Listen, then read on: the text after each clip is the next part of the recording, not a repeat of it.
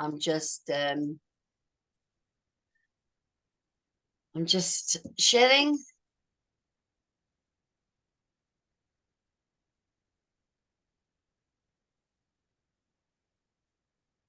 There we go. Okay.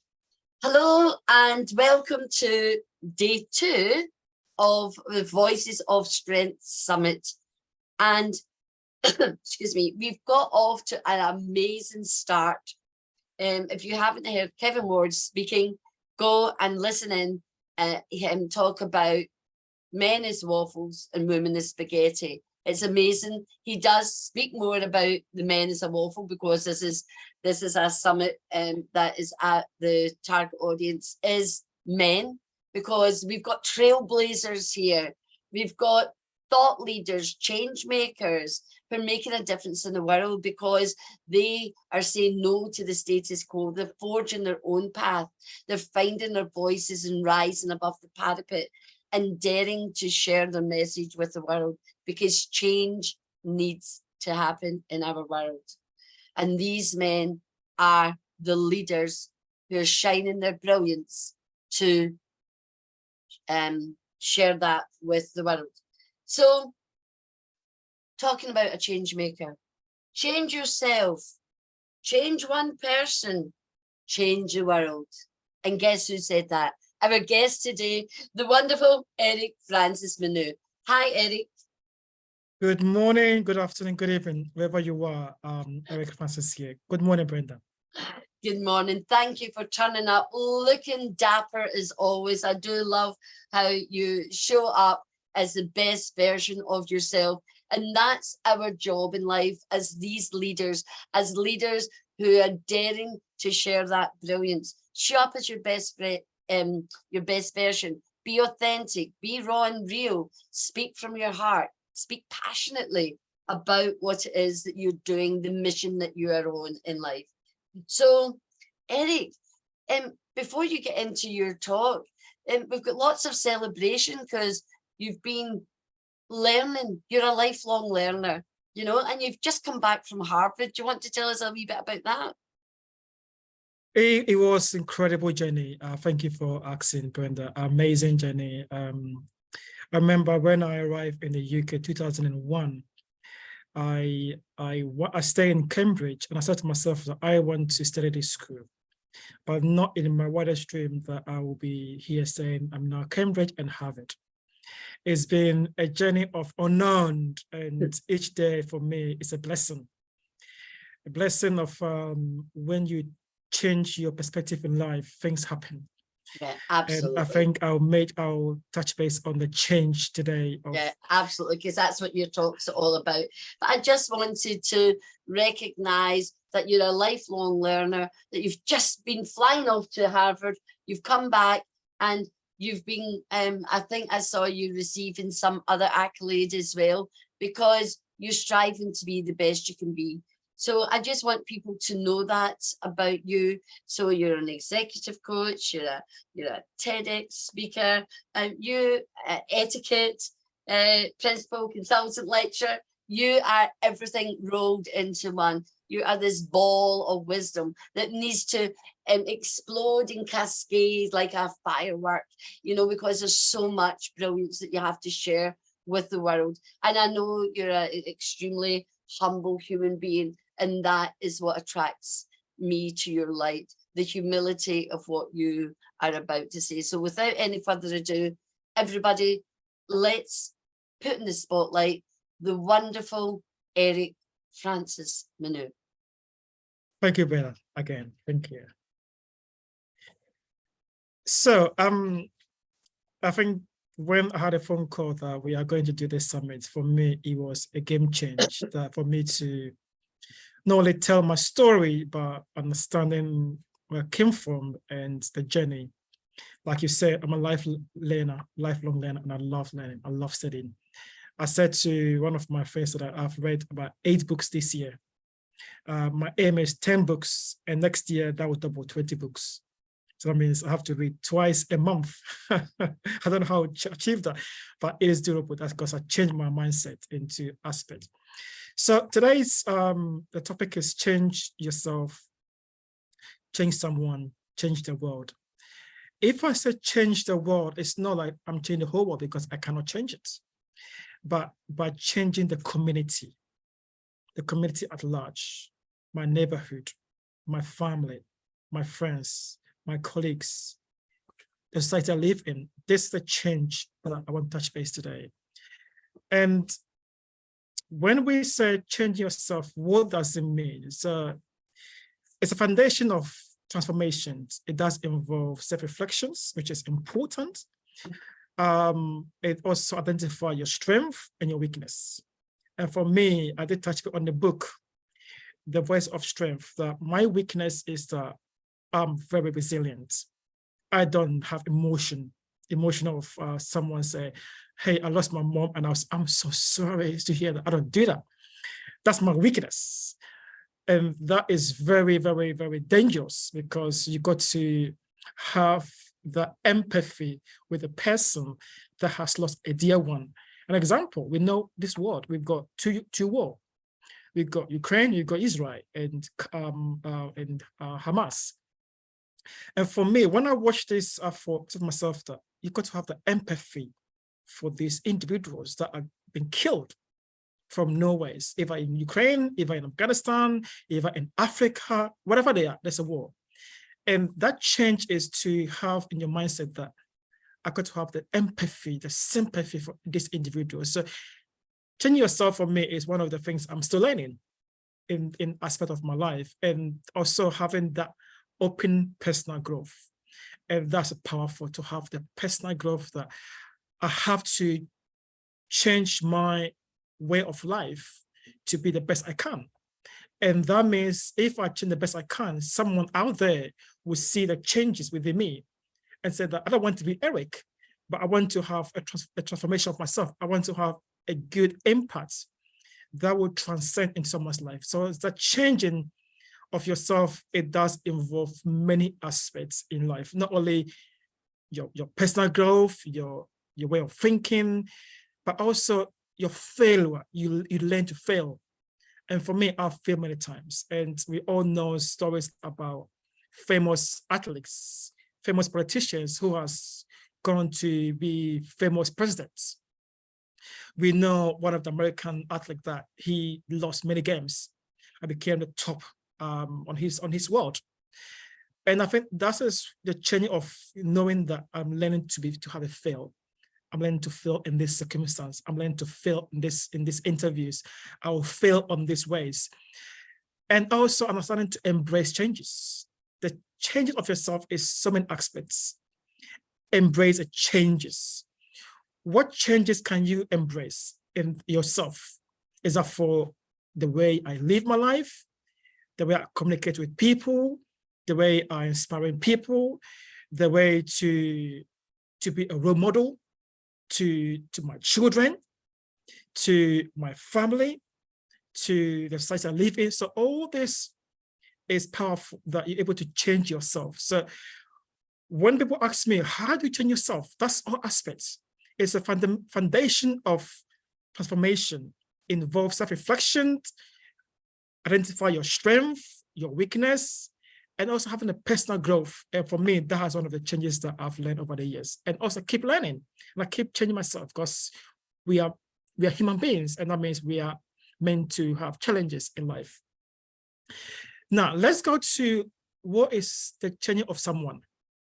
As we know, as I said before, there's war out there. There's wars and there's ongoing. How do we change someone's mindsets? Is how about the influence? So we know that we've got the war in Ukraine, we got the Qatar, the Egyptians are all trying to influence to talk to the Hamas to release the hostage in Israel. It's all part of changing someone that we can have influence in ways of to change ourselves. And that's by sharing knowledge, experience, insights, and also have a positive mindset and having a positive impact in other people's life. So let's do an example. How do I change someone's life?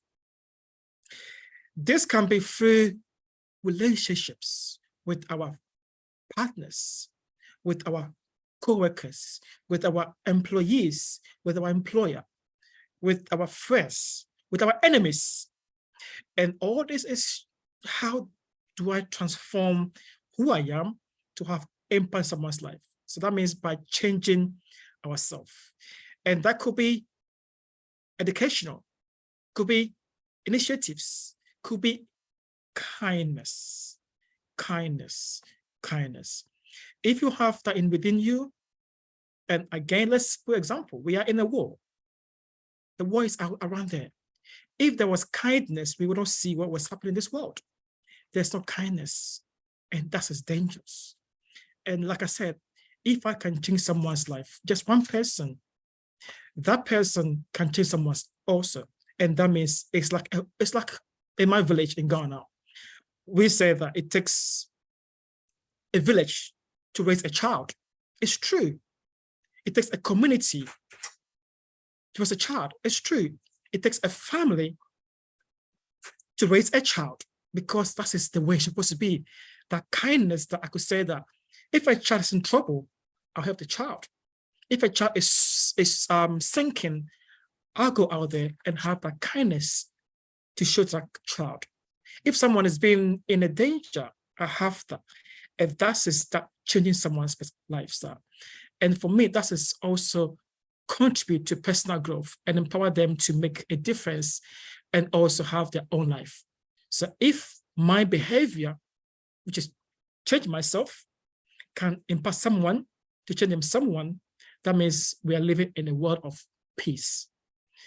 And for me, that's my message, that we could all have that within us to change our inner self. Let's put this in an example, and also my personal lifestyle. I love coaching. I love speaking. I'm expecting to fly to Dubai next week, and the same topic. And I'll be talking to about over 100 people in an auditorium. And my topic is the same topic. If I can change one person, that person can change someone else.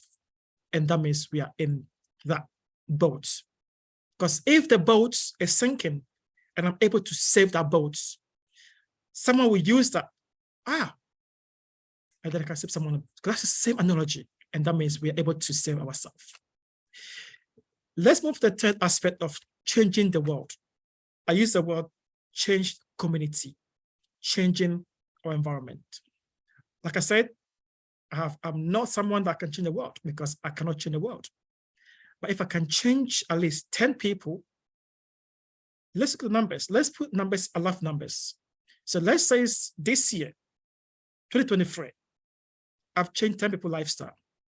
Those 10 people, hopefully, by next year, they will change another 10 people. Let's say by 2030, that will be over 100 people that have been changed.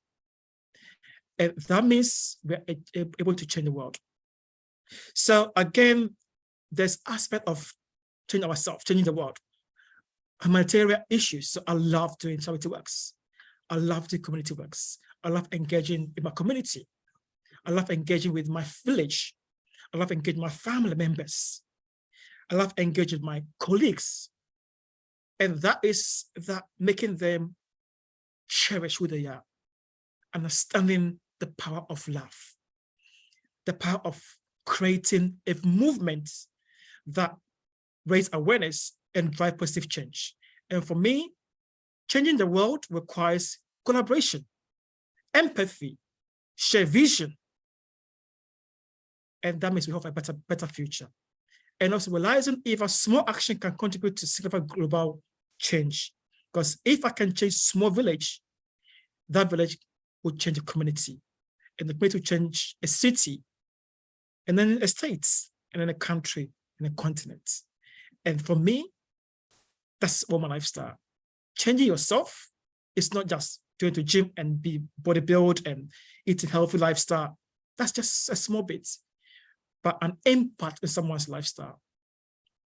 And for me, that also coming to what I have learned over the years is all this coming to happiness, happiness, happiness, which again, I'm going to touch base on all changing ourselves bring happiness. And happiness is a powerful tool because as much as I can smile, someone will see the smile and be happy because they will see the changing within. So what are the signs in happiness? There's a film called The Pursuit of Happiness by Will Smith, which is a life story. Talk about him having to pursue a better life for himself and his family and his son. And for that compromise emotion of reflecting of deep joy, it's a warm feeling when you help someone. It's excitement of pursuing your passion and find peace in meaningfulness. Acknowledging and compassion of allow you to appreciate happiness in a daily life. And for me, that's a powerful tool. So the pursuit of happiness encompasses with changing yourself, changing someone's life, change the world because you bring happiness into the lifestyle. You bring joy. Yesterday, I went to this event and everyone said that I'm always smiling. I'm always happy because I can see that when I speak, I bring laughter to them. I bring joy to them. Even your atmosphere can transcend someone's life. They see you smiling for, how I want to be that person. That is the joy of happiness. Now, again, I love science. So what are the signs of happiness? Is underpinning happiness is from the impacts of what we call it positive psychology. And knowing yourself that not only I'm happy within inside, but the external happiness that someone can see. That external happiness is a powerful tool. It's a tool that embraces you as a person. Because someone can see your life and say, here we are, the pursuit of happiness, the pursuit of change. And like I said, I see a war and I feel so saddened in my heart that how can this be done? What can I do in my life to make impacts? Even I can talk to someone out there, bring a change. So look into yourself, whoever is listening today, wherever you are in America, in Canada, in Australia, in the UK, if you are on Facebook, look into yourself. What can I do to bring changes to myself? What can I do to bring changes to someone's life? What can I do to bring impacts into our communities? What can I do to bring a joy to my family? What is out there for me? If that is meaningful. And then let's go into another ways of happiness, which is to embrace resilience. It's all part of the cycle. So life is a challenge. I know that. Life is bound with adversity. Life is bound with sadness. But we embracing resilience, the capacity to adapt and find strength in difficult times is a key of components of a fulfillment life. It's involved with growth mindsets, practicing self-compassion, and finding hope even in the face of setbacks.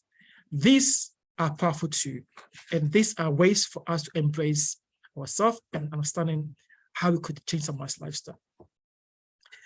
And then what are the effects of happiness? What are some of the effects of happiness? Happiness is a contagious. It's like a worm, like a COVID. It's not medication. It's a virus. You bring joy to someone's life. Next example, someone go for interview, they get a job, they smile on their faces, because someone say, hey, I've got a job. Hey, I've got this mortgage. The joy, even to have the first key in your home, that's contagious. The joy to secure that job is contagious. The joy that is, I'm engaged. Look at that. I'm engaged, I'm getting married. The joy even have a baby. Look at that. Everyone, the whole community, love. Example, last week, one of my colleagues brought a baby to office. The baby was just asleep, but everyone went to that child to see the beauty of that baby. The happiness within everyone. The baby was asleep, but everyone was so happy because they see a new birth, a new life, a new person in this world.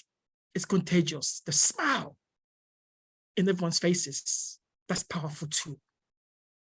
So, as we embrace happiness, it's acts of kindness, gratitude, to embrace our well-being and contribute to a happy and more harmonious society.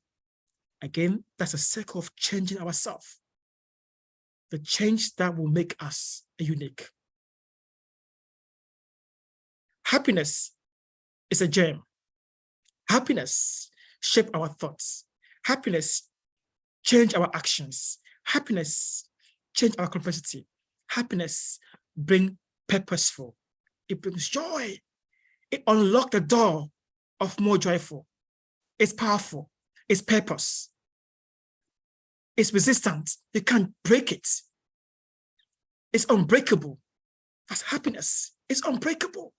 You can change it. It embarks with long journey. It's beauty. It's beauty. Come on, it's beauty. It's all forms. And I tell you what, when you have all this attribution, your life becomes a blessing. And for me, that is what I'm telling you today. So if whatever you are, let's change our thinking. Let's change someone's. Let's change community. And let's embrace happiness. Through that, the door of happiness, that worm, that germ, that virus of happiness transcends into within us, in the community, in our village, in our relationships, in the world. If we all live on this concept, I tell you the truth, there'll be no war. There'll be no enemy of no hatred. But if we can preach this and say, I love you, you're my brother, you're my sister, you're my cousin. There's no white, there's no black, there's no race, there's no gender, there's no culture differences. There is no boundaries. We live in a happy life because we're changing our within. We are human. We are one together, one together.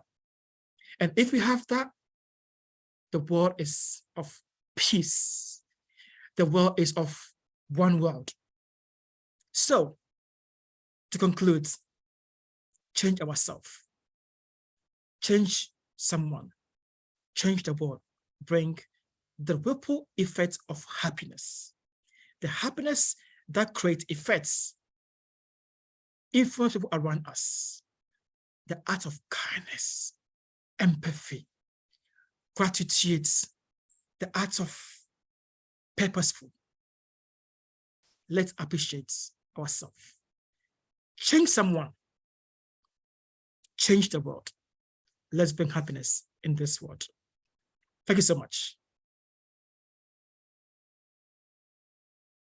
Just unmute myself. Thank you very much indeed, Eric. Absolutely amazing. You can probably see in the chat, I've written all the amazing traits of what it is to be a great person, to be a kind person, fueled with love. Yeah. You know, love conquers all. We've heard it time and time and time again. And You know, I'm actually really glad that you found the courage to talk about the war that we are in this stage in time. Well, the most recent war, because there's war going on in many countries around the world. I mean, we've had the Ukraine war and it's still going. That's not stopped. But then obviously we've got what's happening in Israel and Gaza and all of that you started with today. And I'm really glad that you brought that to our attention, because it's so important. And you know, and I can see that in you over the few years that I've known you, how you are changing and evolving. I use the word change to create evolution within ourselves, because we're just keeping growing and growing and growing. The more you learn, the more you go and find out, the more questions you've got. So talking of that, Professor Jagdish, have you got a question for our wonderful Eric today? Thank you, Eric, sir, for bringing so much happiness around. Listening to you itself was very happy moment for us. I can only add that what we need to, we generally measure speed in miles per hour. Let us be in the habit of measuring happiness in smiles per hour.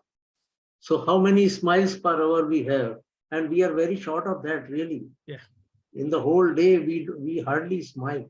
So smiles per hour should be the new unit of happiness, and not only in us, but how many smiles per hour you have brought on others' face also, and how even a little help to others, even listening to them will make them happy. So people want to share their even happiness, share their sorrow, but there is nobody to listen to. Yeah. So listening is very important, and we must give time to others to narrate their stories, to narrate their sorrows, their fears, their dreams, and that will bring a positive change all around. Thank you very much, Eric. Thank you, Professor. Let me add it. You're right. I think we these days we have a smile. I use the London Underground every day. And I'll be honest with you, not in a single day I see people smiling. Either they are pushing themselves. This is my seat. This is your seat. You touch me. You push me. And I look at that and I feel so sad in my heart that everyone is moody. Everyone is, and it's not the life we're supposed to live in. We're supposed to say, hey, I'm sorry. Put someone's face. Because the person going to work, you don't know what has happened before at home. But if you can put a smile on someone's face, it's beautiful. Example today. I like that you brought this attention to us, Professor. I live in Essex, and it takes me an hour to come to London, fast train. And on my way, the train was packed, always packed in my station. As I got off, I thought, I'm tired. If I can sit down, that's fine. But there are people that need a seat more than I do. And I've got two bags, my laptop and my gym bag. I said to the lady that, please take a seat. She's like, no. I said, take a seat. I will stand for 1 hour. Because when I'm in office, I'm going to sit down all day. So for the person to have a seat, the smile on her face, just like, thank you so much. You've made my morning. That's the joy of beauty, of putting the smile on that lady's face.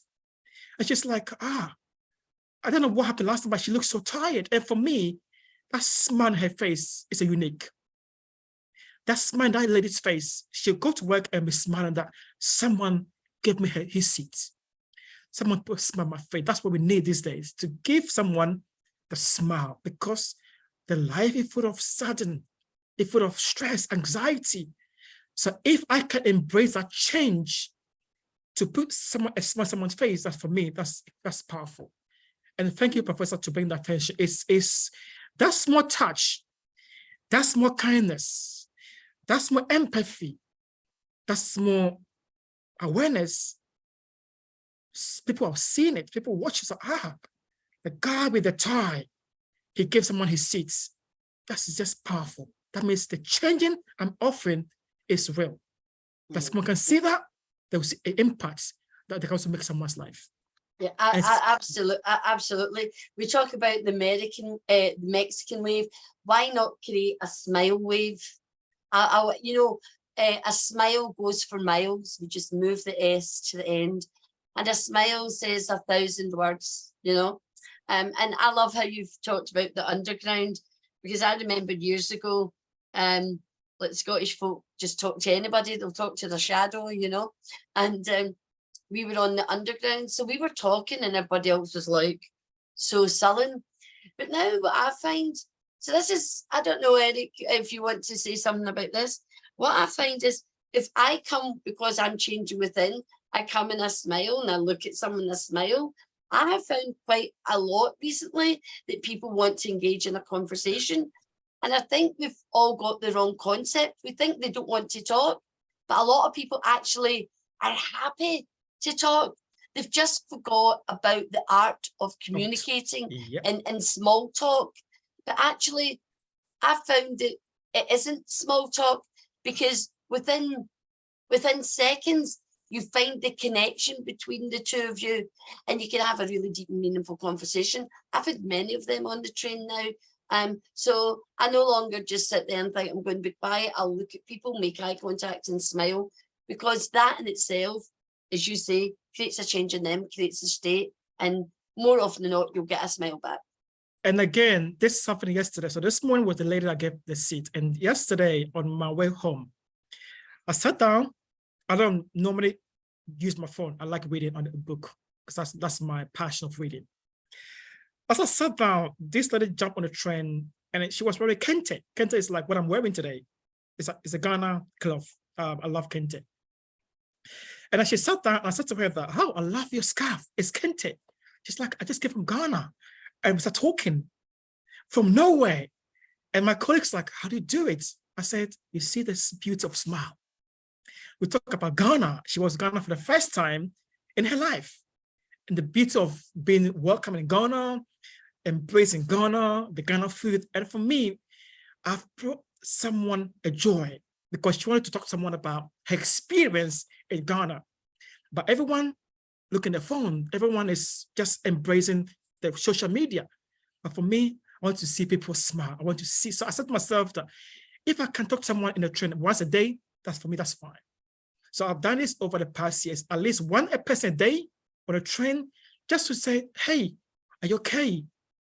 Hey, how was your day?" People say, I can be weird, but someone smile.